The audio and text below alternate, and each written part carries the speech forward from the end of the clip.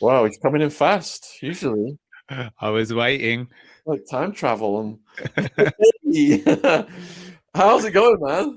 I'm really well, thank you. I'm really well. I've missed your big smile. Yeah, it's been a year now since we last spoke. It like time is flying.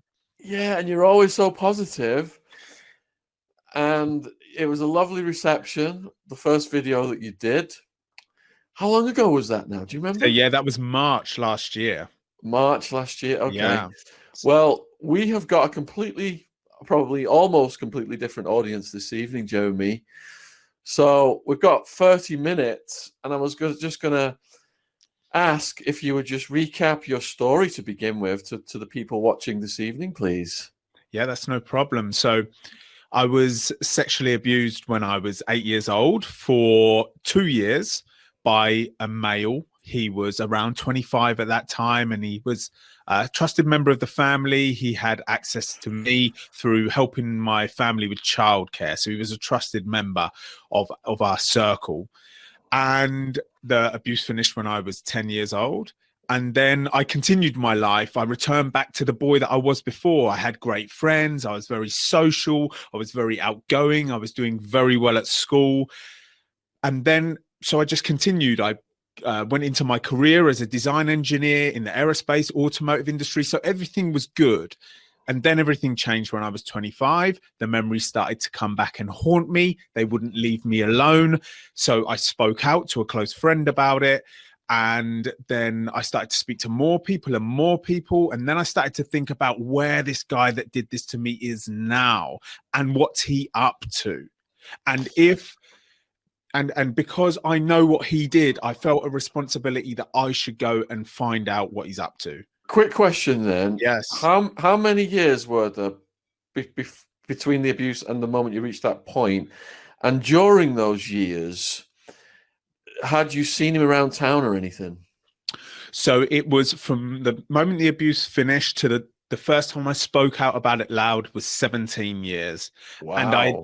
I never saw him from the day it stopped. And I'd never forgotten about what happened. I was just getting on with my life. Little things would remind me here and there. Like, let's say something would come up on the news, or like the Jimmy Savile story was massive, or I'd watch a film like Sleepers, and everything would come back. But it would just send me off balance for a small amount of time, and then I'd just return back to my life. Great career, great friends. I was out partying, so I was continuing. Would you say though that subconsciously something was gnawing away inside of you during those years? An interesting metaphor that somebody's given me before is that what happens when something so horrific happens to you when you're a child, you cannot process it at that time. So you box it up tightly and put it to the back of your mind. That's what I believe I did. And then as I came to an age of maturity, the box comes to the front and starts to release the memories. Um, Now, you could look back at some of my behavior when I was a child and probably link it to the abuse. But, I have spoken to the people who have been involved in my life, the whole of my life, my friends' parents and other people. And they're like, you know what, even now we know what happened, I still look back and I'm like, we would have never known. So I locked it this is something that's very fascinating for us. Children are so clever, and so that they do this very effectively. So you had it completely buried then, but every now and then there was a little something, but generally you were able to get on with your life. Absolutely. I had a great career, design engineer, great friends. And it was when I started speaking out about it and dealing with actually the memories that were haunting at this point in my mid-20s and questioning about where he was that I just started to I decided that I should find out. So I started looking for him online, couldn't find him anywhere, but managed to find his wife's Facebook profile, and he was in her pictures. And it was the first time I was seeing his face for 25 years. What did that moment feel like? Oh my goodness. My heart was racing. But I told myself, look at his face, stare at his face, because he is a man like any other man. He's no threat to me anymore, even though I'm feeling this anxiety through seeing his face again for the first time for 25 years. he's no threat to me now. I'm a man now. What happened in the past is between him and 8-year-old Jeremy, not 35-year-old Jeremy. Now 35-year-old Jeremy is here coming to sort the problem. That's how I felt. And what consequences did you fear could arise if you went ahead with that plan? Did consequences enter your mind, or did you just want it was something you just knew you had to do? You know what? I was looking back at it now. I kind of look back with a slight smile because I was very naive in thinking that he would just meet me. You know, what I wanted to meet him. I suggested when I messaged his wife online, I said, I will meet you in a neutral place, a coffee shop where other people are around, because we need to talk about what went on. And I thought he would actually reply and say yes. But of course he didn't. They blocked me from the messenger service. And that's when I went to the police to report the crime. How receptive were the police? So the police were, I feel like the response that I got from the police was good. I felt like the people who I was dealing with wanted to help me, but I felt like they were just being held back because, you know, they couldn't investigate all the people I'd told over the years. They couldn't do a number of things that when I was being interviewed, there was meant to be 2 officers in there asking me questions to get the best out of me, but there was only one. And all of this is apparently, I'm told, due to funding. There's just a lack of funding. Now, I want to point out one thing that I feel is a massive failure that we will never get back. And that is, once I had reported the crime to the police, I'd given a 3-hour statement of every physical memory that I could remember, every physical detail of every memory. I had listed the names and phone numbers of the 20 people I had spoken out to, but he was still put on voluntary arrest. Now, the reason why I have an issue with that is because the voluntary arrest has allowed him to possibly clear his computer. Why was my 3-hour statement and the list of people I'd spoken out not enough to arrest him at his home and seize his computer? Because it's very likely he would have had something on there, you know, something. But that opportunity has been lost forever. And very sadly, my case was investigated for 1 year, the case against him, and it was dropped because of insufficient evidence, lack of evidence. And I feel like if there was something on that computer, we could have secured something, right? And the lack of evidence and the case being dropped, yes, lots of people are very sad for me, and they feel like, you know, I'm very sad about it, but there's something more important than that. And that is, we know there is a man out there with a tendency towards children, and we are not doing anything about it.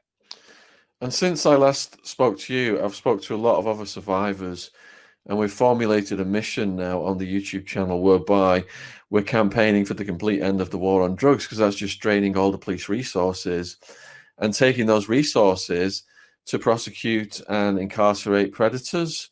And what you just said is a perfect example. They didn't have the resources to deal with it. So there's a misallocation there that we're campaigning to get corrected. So take us to the moment then that led to the decision to go to his door. Well, once the case was dropped, I felt an anger that he had denied it. I felt like if you were that man to take me as a young boy and manipulate me like that, then you should be man enough to face me now and have a discussion with me about what went on. So I decided that I was going to try to find where he lives and knock on his door. And so that is what I did.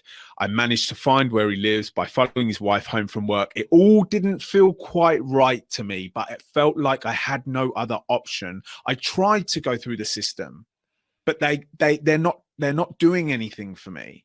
So I felt like I should confront him on what he did and say what I want to say to him. So I managed to find out where he lives. I knocked on his door. He answered. We were then standing face to face. We had hold on. As you're walking to the door, yeah, what is going through your head?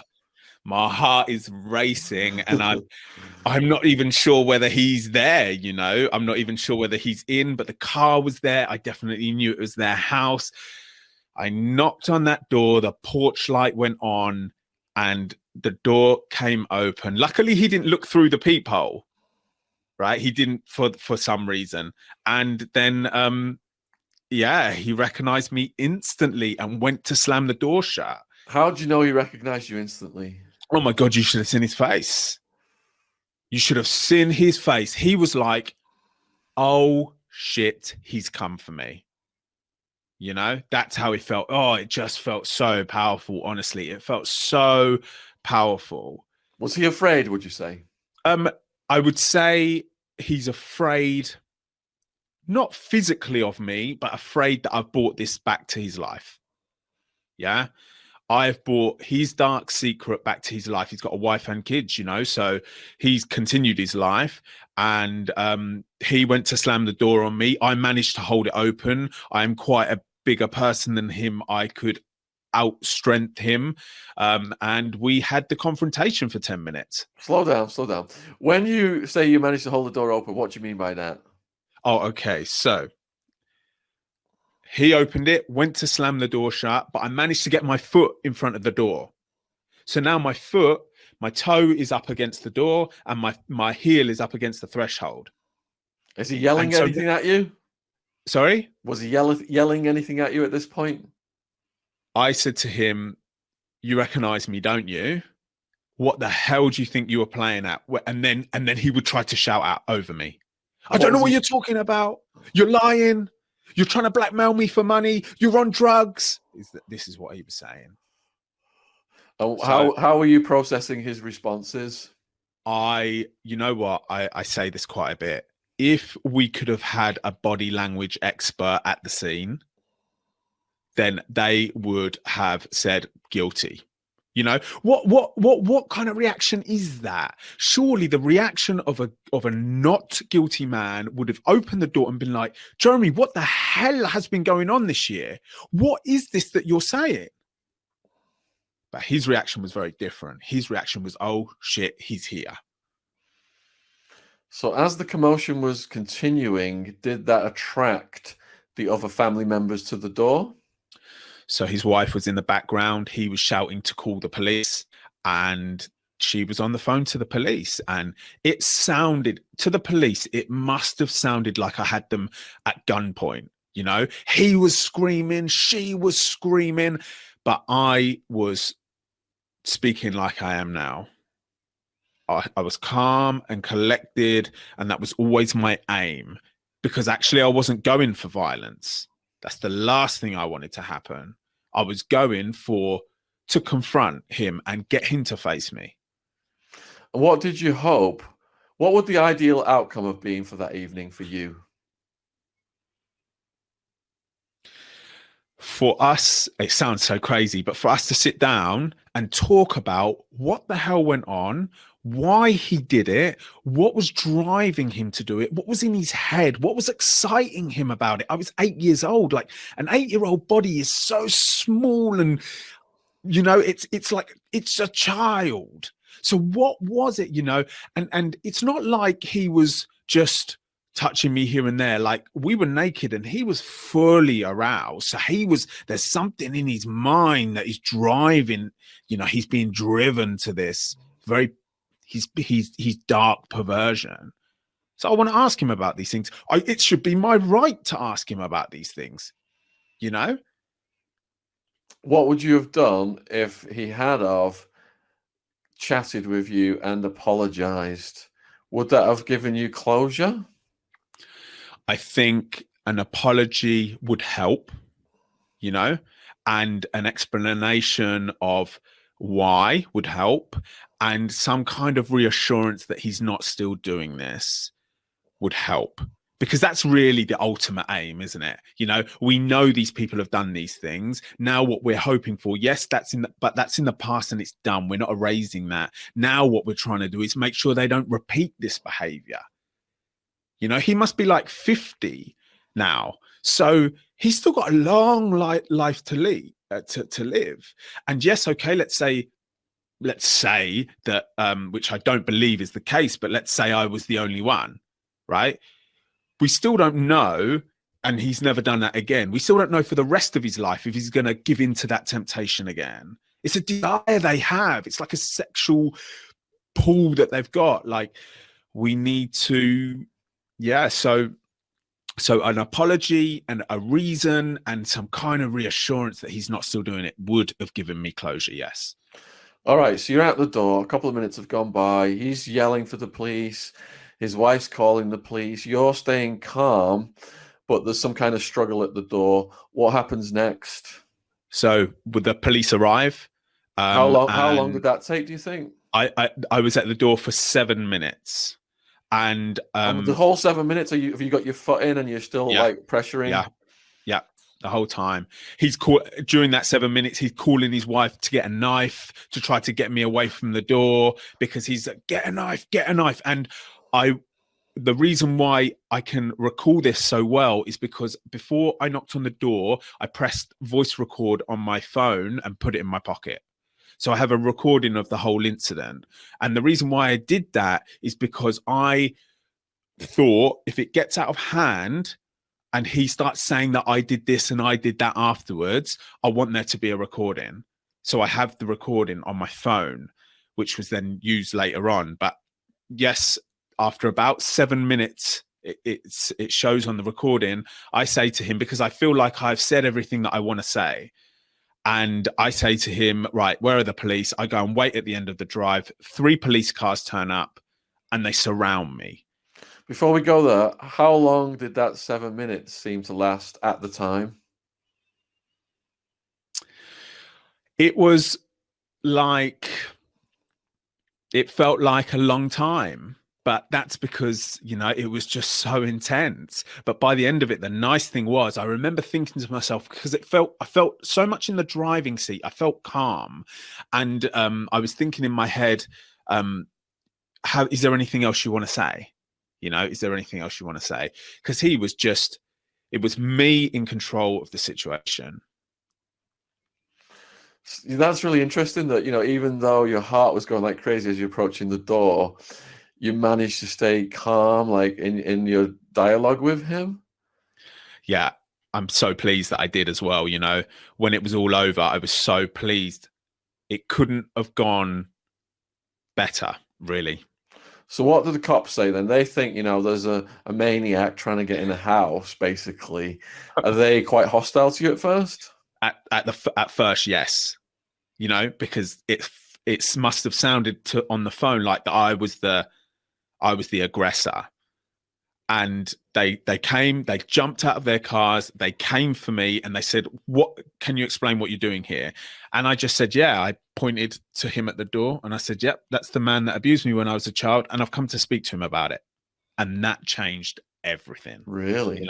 Yeah, it changed everything. The whole vibe, the whole atmosphere changed, because no one's saying that, they could see my demeanor. They could see I waited at the end of the drive for them. I even called them in, didn't run away. I wasn't looking scatty. I was just calm and I just told them how it was. Then this guy and his wife decided to press charges against me at the scene. So I was put in the police car and I spent the night in the cell. And how did that feel? What were you reflecting on in the cell? I was asking myself, how the hell have I ended up in, like, how has my life ended up in this situation? Not just the cell, just everything about what is going on in my life right now. But I just thought, you know what?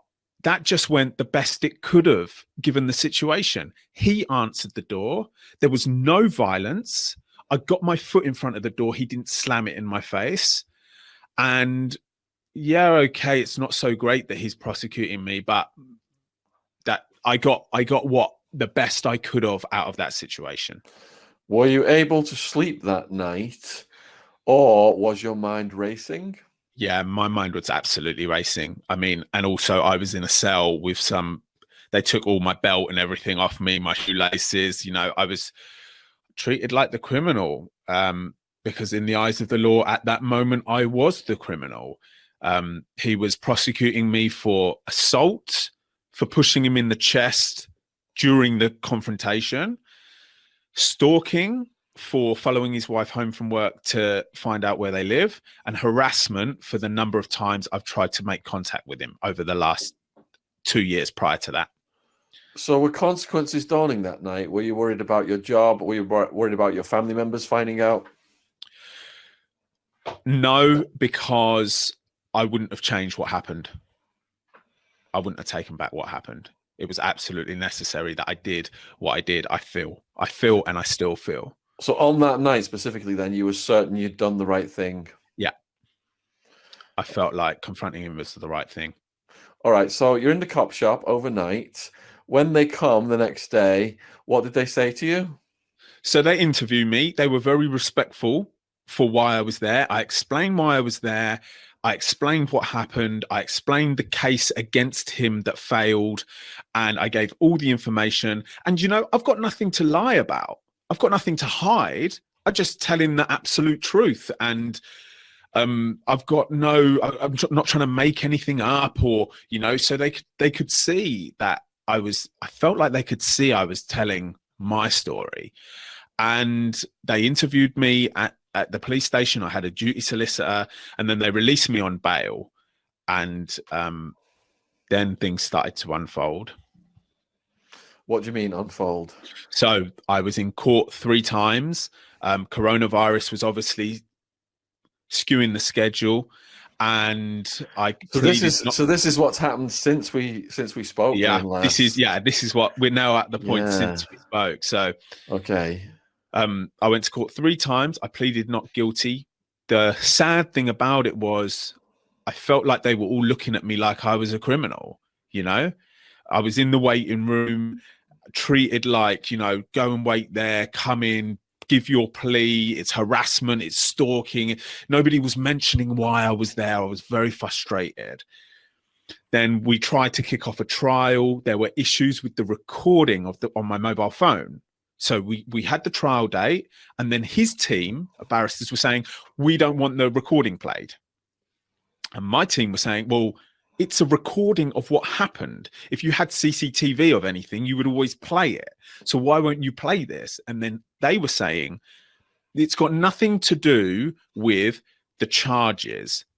It's just a recording. Now, what I know they were worried about was, because I'm calling him out on this recording, on everything. I was saying, you know, why did you get me to teach? Why were you teaching me how to X, Y, Z? You know, what?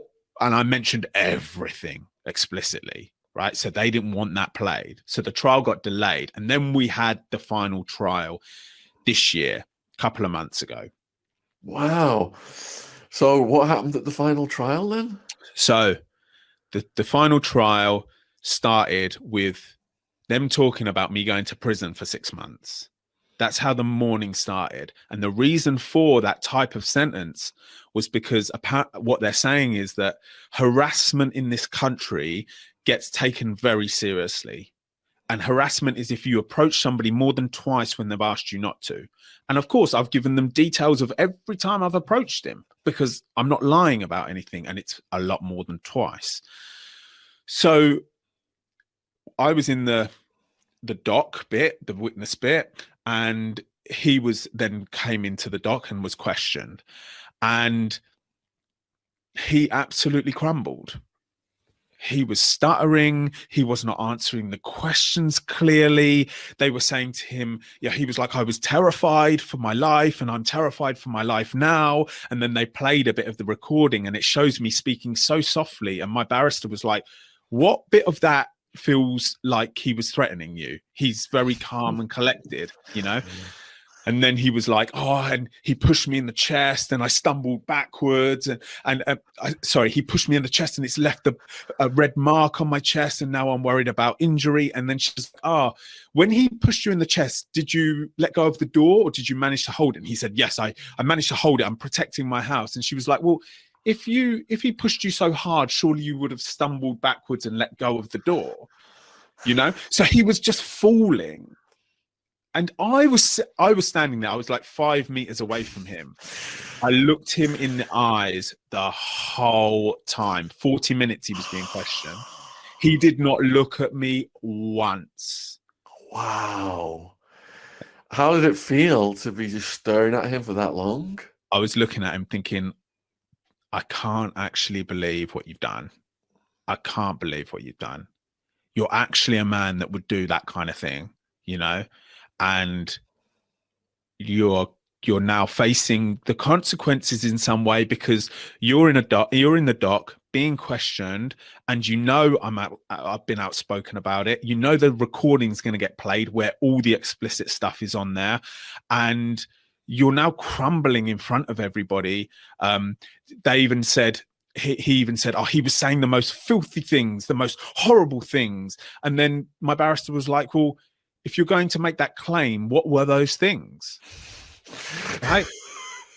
And he was like, you know, because I said things like, you were teaching me to suck your ex, right? And then, and so obviously he's not going to say that, is he? Right? So he was like, I couldn't say it. And then the judge goes, look, we're in court every day. Like, we hear the most horrendous things. If you're going to make an accusation that you were threatened because he was saying filthy things, you have to say them. He refused. So then he's just started looking like a fraud. That's it. I'm proud of you, man. It's like your authenticity and your just like your good energy just resonates all the time. And this bullshit artist, he just buried himself by the sounds of things. Oh, Shaun, I was standing there and as he was looking like a fool, and I was like, surely you prepared for this, mate, and you could come with a better game than this. You know, that's how I was thinking. This is a big day for you. You should have sorted yourself out. And then all it made me think was, when I get in that dock, I'm going to smash these questions. That's what I thought. Did he call his wife as a witness or anything? Was she trying to help him cover this up? So his wife is involved in the situation and she has given evidence. But you know what? You may disagree, but I'm not sure whether she's in on it or whether she has just been fed a lullaby for her whole life, or whether she kind of has a suspicion because who would come after him like that about these things? But she just doesn't want to believe it because it's ripping her life apart, you know, her very nice life that she had before.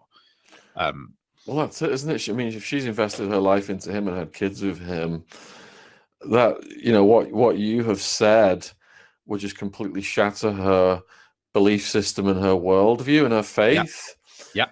It's probably so incomprehensible to her that she would, I mean, in the beginning, she would be in shock and just rallying around him.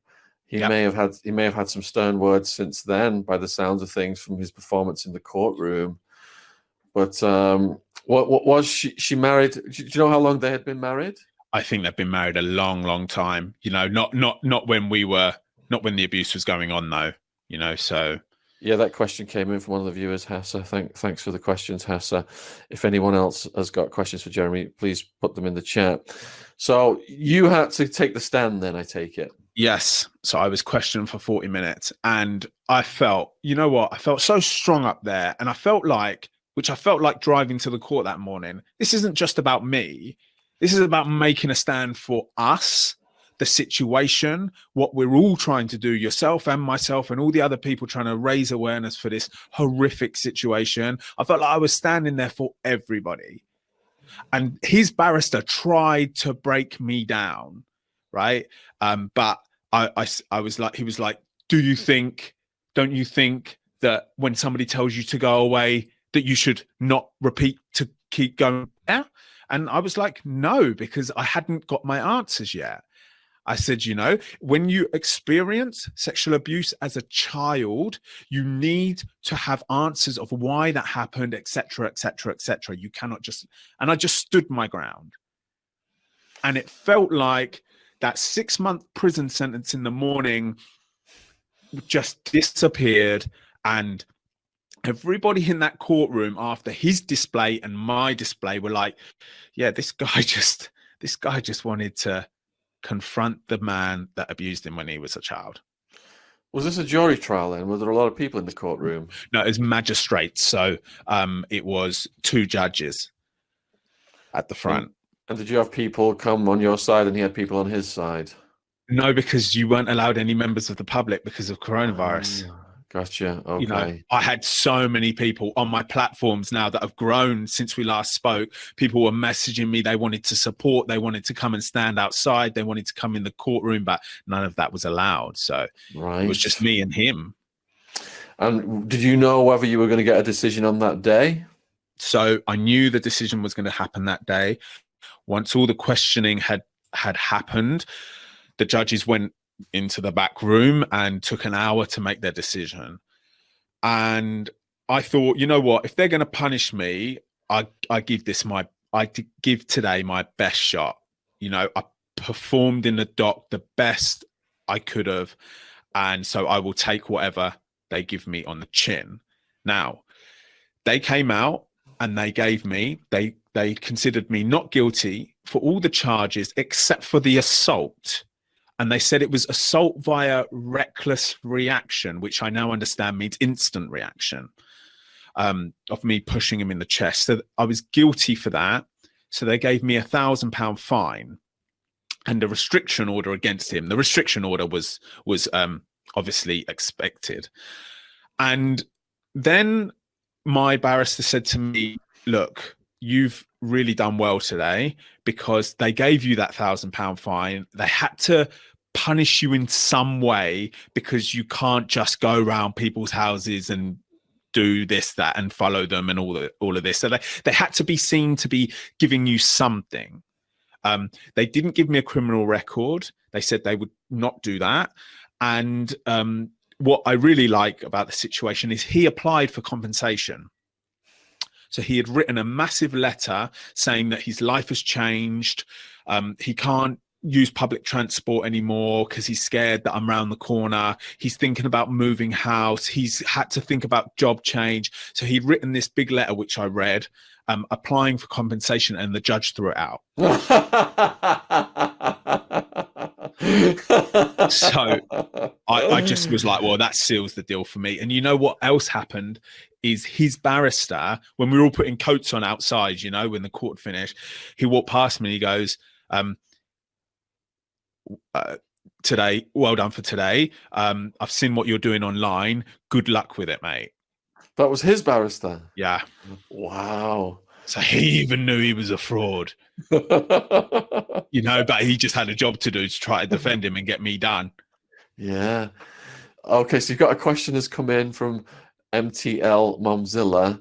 What would be your advice to people who have not yet come out with their history of childhood abuse? I always refrain from advising anybody to speak out. But what I always do say is that I try to explain that when I did speak out to a close friend, a trusted member that I had, it was a very relieving feeling.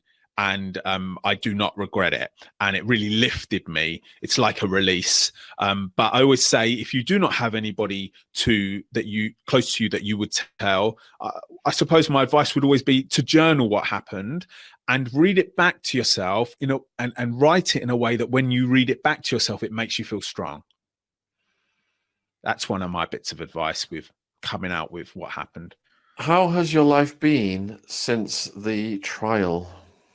So I feel refreshed when the trial had finished, because on my social media platforms, I'd been reporting as the journey went on in the most creative ways that I can, with the short films and everything.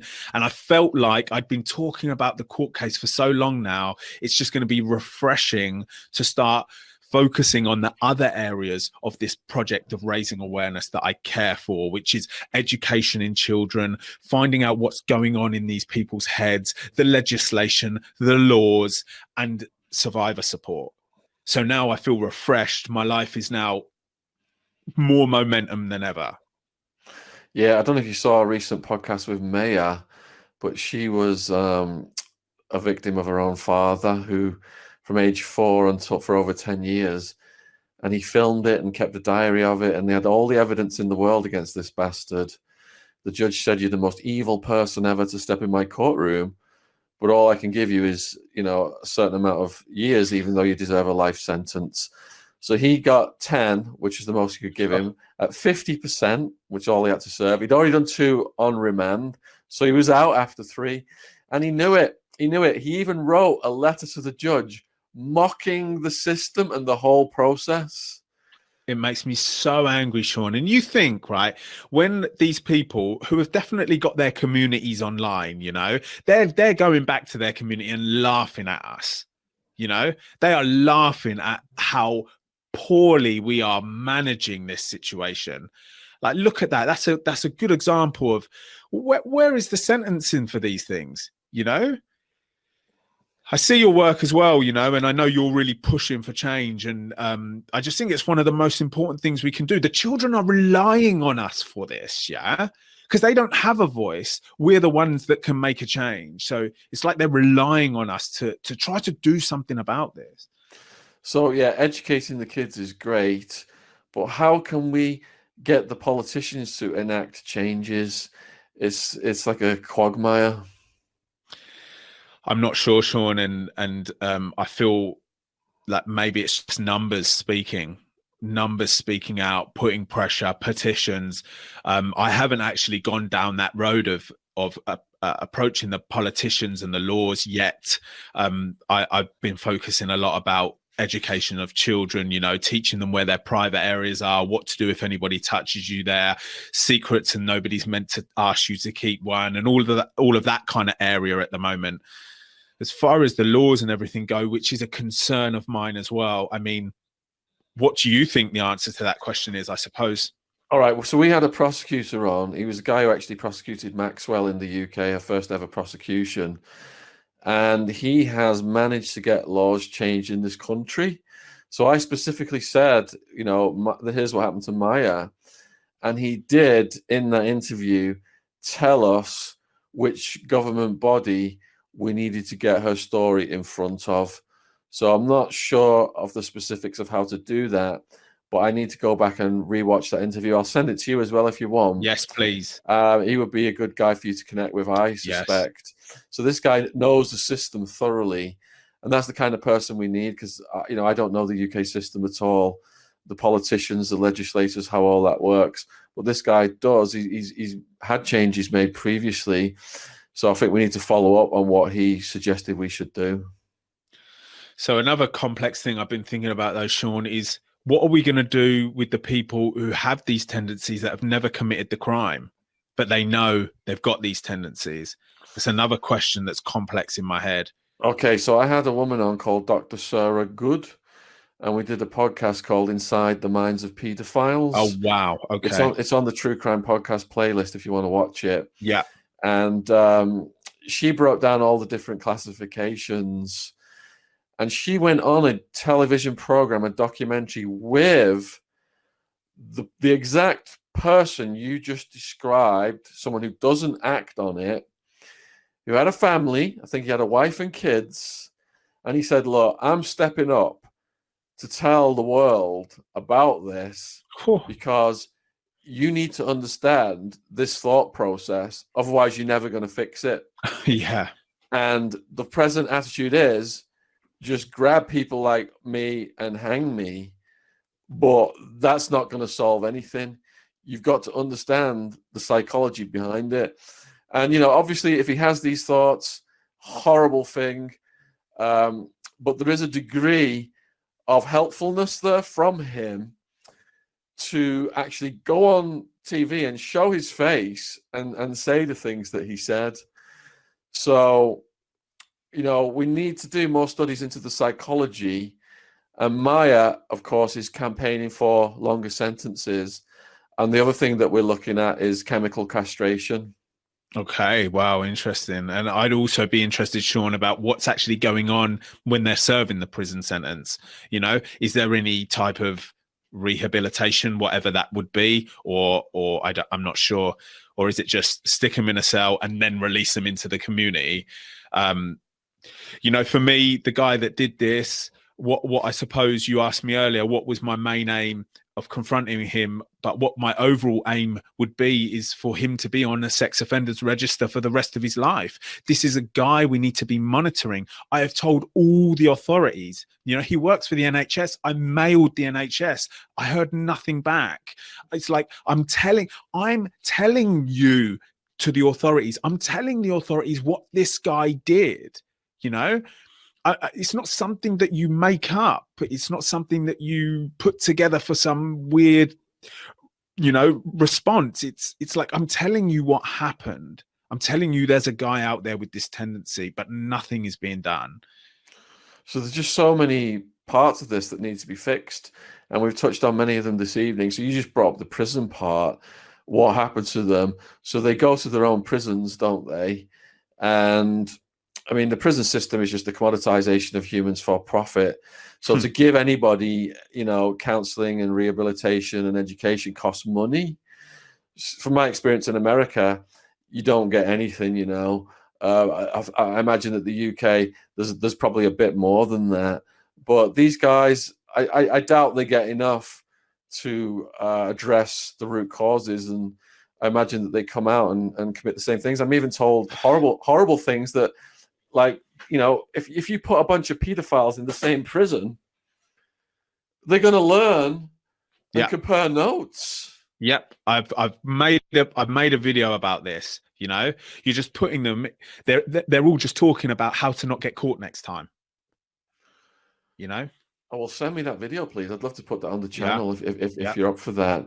Yeah. So there's that side of it, but perhaps if we give them the option to do chemical castration, then, maybe that would eliminate that drive completely. I don't know. It's got to be researched more. Yeah, so a chemical castration, does that remove the hormones, does it, that is driving somebody to do this? Yeah, I think it's the testosterone. Okay. Yeah. Okay, yeah. Because I spoke to trans prisoners who'd castrated themselves, and they told me that all that drive was gone. Okay. Yeah. This is so crazy, isn't it? The situation on this planet is so crazy, how this is being allowed to happen. And I think a lot of the villainizing of these, like making these people in the media to be monsters, it makes them, to most people, like scary human beings. A lot of people are like, I can't believe you confronted him. I can't believe you met him. I can't believe you stood in front of him in court. And I'm trying to communicate that he's just another man. And what happened in the past. It was with my younger self who got caught up in a situation I did not understand. We need to start addressing these people and not being fearful of them or shutting them, pushing them into a corner and turning the light off on them. That's not solving anything. Yeah, so that's why, what Dr. Sarah Good is doing is excellent work to try and understand the psychology behind it. And it is a misallocation of resources, I believe, because prisons were designed to house people who harm other people, but to fill them up to maximize the profits. It's all low-level drug offenders, people with addiction issues. Those are health issues. They should be referred to health teams. Mm. So if we ended the warehousing of people with drug problems, the amount of money that would be freed up is staggering. And then they could do the studies into chemical castration. They could spend more on trying to house the pedophiles in a prison whereby they would, delve into their minds, determine their risk factors, whether they could be allowed back into the public and stuff like that. So, and there's loads of, there's police watch these podcasts and they did sign up to nail pedophiles and predators, but they're out doing revenue generation. Yeah. So it's a broken system and the public's absolutely sick of it because there's an epidemic of pedophilia because of technology. Yeah. Every kid has got a device. Yeah. Oh, the access is right there. And I don't know if you saw what we do with Ron Swanson on a Friday night. We've done this series called The Darkest Net. And he's got software that blocks the images out. But he goes onto the dark net, sees the chat rooms where these pedophiles are discussing, what's the best way to snatch a kid? Things like that. Yeah. I mean, the amount of parents that I've spoken to that have had their younger daughters, for example, being approached on Instagram, let's say, by people who are not revealing their age and later finding out they were older people and they just blocked them. Like, so should we also not be putting more pressure on these social media giants to dedicate a percentage of their gigantic profit to cleaning up their platforms? Yeah, that's part of it as well. But again, it's profit maximization. It costs them money to do that. And they have to be absolutely forced. You know, usually something really horrific has to happen before the corporations and the politicians will act. Yeah. Yeah, it's so sad.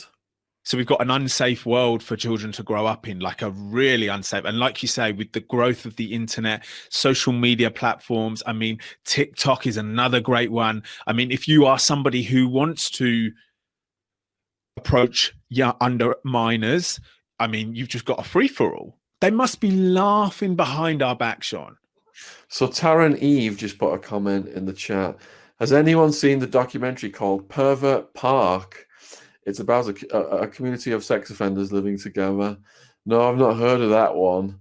If anyone's got any, we're almost out of time with Jeremy. If anyone's got any questions for him, please put those in the chat now. And how is your life these days, Jeremy? You know, how's your work and how's the lockdown affected everything for you?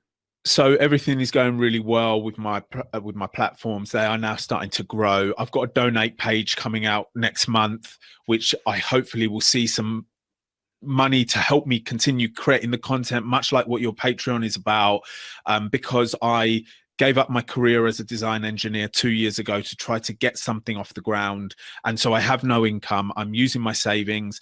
I sold everything that I've got. I'm sleeping around people's houses. Like, I'm all into this. I'm all in. I want to get this donation page running. I want to create better films. I want to create better animations, and it's really working. So many people are messaging me saying that they've got strength and courage from my work. Many parents are messaging me saying that they're now educating their children through seeing some of the stuff I've been producing.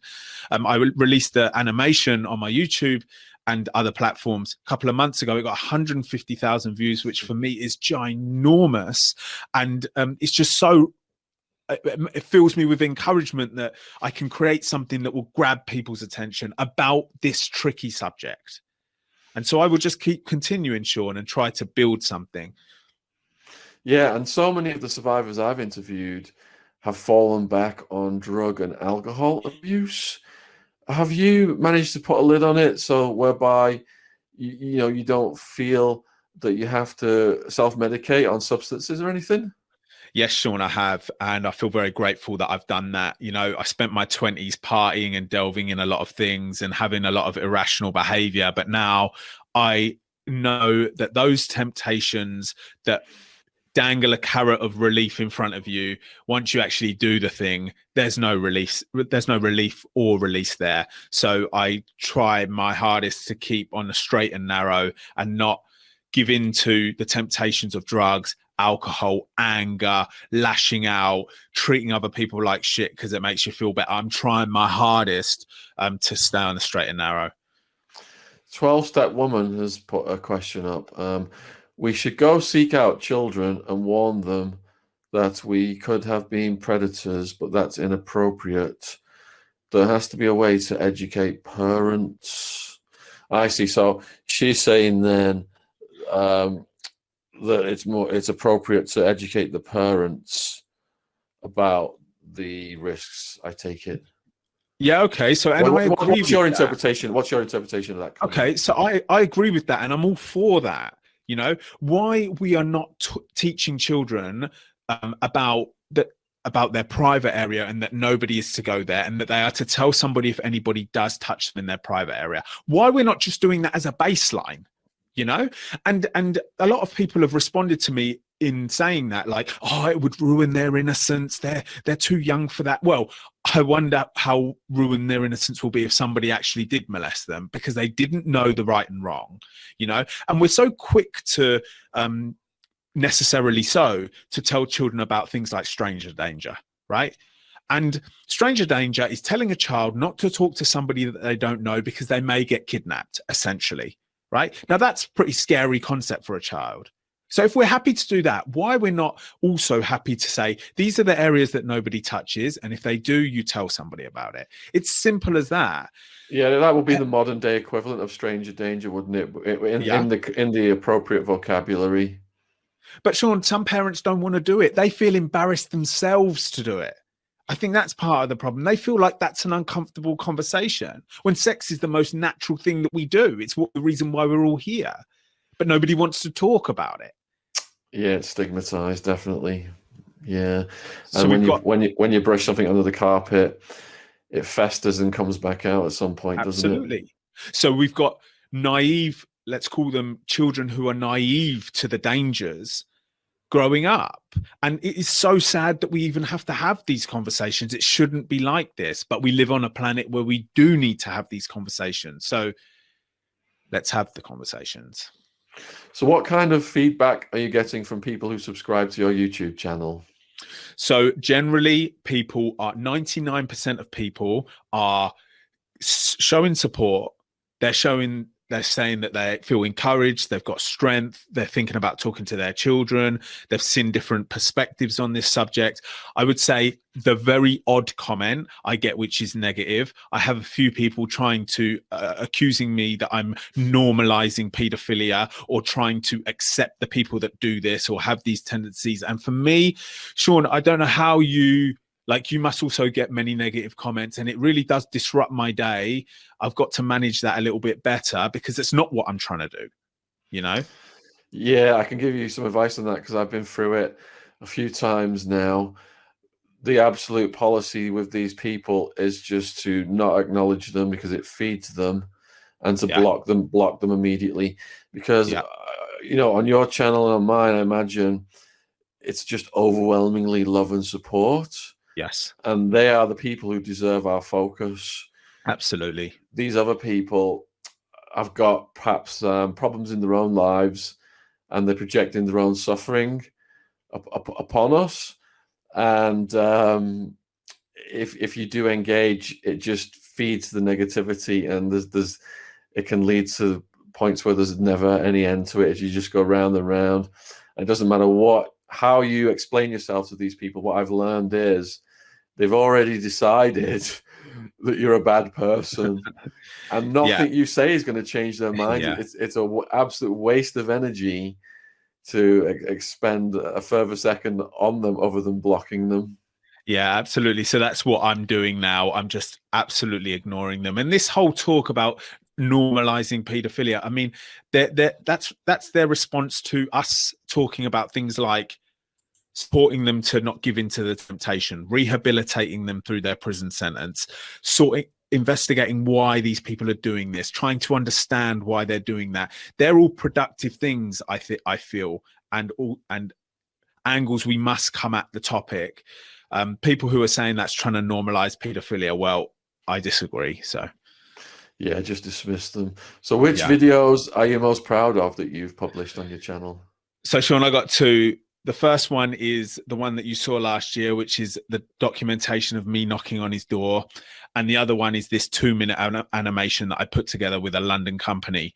And they're both completely different styles. They're both talking about completely different areas of the topic. They've both got so much attention. I feel proud of them. And you know what, Shaun, this project of raising awareness has really given my life like meaning and purpose like it never had before. Like I loved my engineering job before, and I was on very prestigious projects with car manufacturers like McLaren, supercars, etc. And that was great. But this is completely different. Now it feels like there's a mission here.